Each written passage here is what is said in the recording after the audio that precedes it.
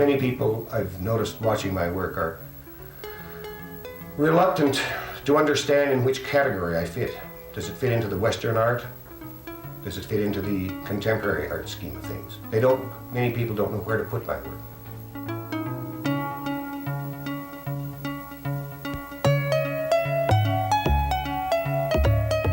I don't think one should reduce the fine arts or sculpture to merely decorating a wall, a table.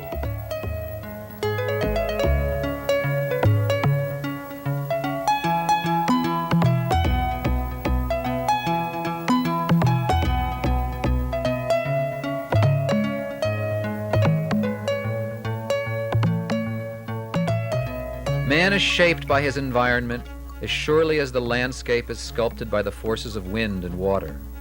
The color of his skin and eyes, the shape of his limbs and body, the very depths of his soul, all are inextricably linked to the land and climate where he dwells. Over the eons, the characteristics of race have been permanently etched by the accidents of geography. Individuals, too, are indelibly shaped by the hand of nature. Artist Floyd Dewitt was born and raised in Wolf Point, Montana. As a young man, he left art school in America to attend the prestigious Royal Academy in Amsterdam. For the next 25 years, DeWitt lived and worked in Holland, and although he learned much from European traditions and culture, his sculpture is distinctly informed by the wind-swept prairies and rugged mountains of his youth. An artist is inseparable from his work. Man and monument become one. In the very truest sense, the surface is only a reflection of the inner spirit of the creator. From his first sculptural work, a life-size battalion monument executed while serving in the United States Army, through his studies in Amsterdam and at the Minneapolis School of Art, and on to the municipal commissions in the Netherlands and America in his maturity, Floyd Dewitt has endeavored to infuse his art with an objective synthesis which pays tribute to man's lofty ideals while remaining rooted in the universality of the human experience. I like to think of sculpture as, defining sculpture is the silent language of form. It's a language that is there for the taking. It's a wonderful world of being able to see. Being able to see a thing each time for a brand new time. It's there for the grasping. You have to reach to it. It doesn't come and slap you in the face. It's a wonderful thing to exercise your eyes and your mind with. It shouldn't be decorative. It shouldn't be many things, but it should be one's best effort to contribute to the entirety of mankind somehow.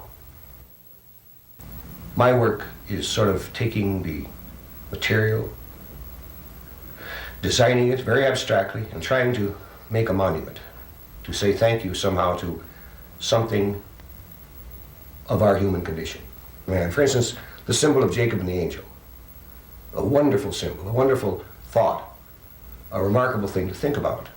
Jacob struggling with the angel to gain his own identity. And to use a subject like that metaphorically, to take a sculpture of, it takes a material and to create a sculpture of a colt. At once it's a colt, and also it's a abstract symbol to innocence.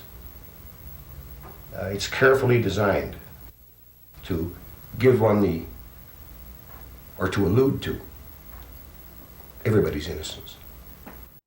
Thinking about the purpose of sculpture is that sculpture should be a sincere, heartfelt expression. It should be the expression of man celebrating himself, celebrating his own events, his own significance or insignificance, whatever the case may be. It should have great meaning. It should be a celebration of the fantastic. Perhaps even a colt or a group of donkeys, the intimacy of a group of donkeys. Perhaps we should be reminded of the humility of a compact, intimate group of donkeys, discussing the family, referring to the family, to the intimacy of aggression, anger, love, closeness. Good art, good sculpture should cause the person to reflect, or should cause us to reflect, to go back over our lives and recall and select from the good and the bad and the mundane. It should stimulate us to celebrate that which is in us, in all of us, forever, and has been in us forever, through a collective passage of collective time. In deciding what piece to make next, where does one start? Where do you come up with an idea? What makes you come up with an idea? Something from within forces an idea upon you. It superimposes itself onto you. You don't know where it's coming from. You're attacked, as it were. Your thoughts, it's sort of like an injection of something strange. You start seeing things in your sleep. You start sensing them, seeing them all around you. Pegasus, for instance. Pegasus, the romantic Greek symbol of the flight of fantasy, creative mind. The symbol of wonderful creative beauty. The way I see Pegasus is more ominous Pegasus. My thoughts on Pegasus are of a frightened, terrified Pegasus, of a Pegasus ravaged by time, a terrified, raped Pegasus, as it were, one in desperation and terror and fear, and still there, still beautiful, still wonderful, more ominous, more dangerous, fearsome, to be thought about seriously, taken seriously. A creative idea, just because it's creative, is not necessarily the beginning and the end of something wonderful. All art is metaphor. There is the physical work, the thing itself. Beyond the surface lies the purpose and intentions of the artist's imagination. In his youth, Floyd Dewitt developed an intense interest in animals, particularly horses. Years of ranch work, breaking and training horses, had a profound effect on the artist, and much of his sculpture centers on equestrian themes. DeWitt's purpose is never merely illustrative. Unlike the commercially prominent Western artists, whose bucking broncos and bugling elk invoke a sentimental view of a West that never was, Floyd Dewitt uses the image of the horse as a metaphor for the human condition. Monuments such as the Inheritor, commissioned by the city of Amsterdam, and the Family Trinity, which stands in Utrecht, portray horses and donkeys that are anatomically true to the animals the artist worked with as a young man, while at the same time conveying something much more profound. Form and space conspire to invoke unexpected emotions. In this sense, all true art is abstract. The surface may appear representational, but the real meaning of the work lies somewhere deep in another dimension. Just as sound is shaped by the surrounding silence, the feelings produced by sculpture are determined by the empty spaces enclosed by the form itself. The monumental horses of Floyd Dewitt have this profound capacity to move the viewer in unexpected ways. What is seen is merely the doorway to the truest understanding, that which remains forever unseen, an exaltation of the soul. Recently I had a commission in Holland to do a equestrian monument, and I did the Inheritor. It took a period of 10 years to make this monument because it was such a difficult thing working with the knowledge that there were such wonderful ones made, the Tang horses, the equestrian, or say the Marcus Aurelius monument in Rome, to compete with my fellows and to do justice to this subject. Very difficult, but a wonderful experience. I can build a horse and rider in an hour. It may take a period of a year, sometimes 10, to make a sculpture out of. My Inheritor is a way of paying tribute to man and his animal existence. It's a way of saying thank you to us. Some years ago, I started to do a series of sculptures, drawings, and paintings based on the Four Horsemen of the Apocalypse. I've been confronted many, many times by people who are clergymen and researchers, theologists, and people like this. And we've discussed this subject at length, and it's a subject that, the way I work with it, it's hard, if not impossible, to read about it, hear about it, and further the kind of information that I want to express through it. The Four Horsemen of the Apocalypse is a thing I believe that is in all of us, a macabre side, a side where we see our perhaps ominous past or future. I've worked with this subject for years, and I've never been able to figure out exactly why. I continue to go back to it. It's a very important part of my life, and yet not in a storytelling way.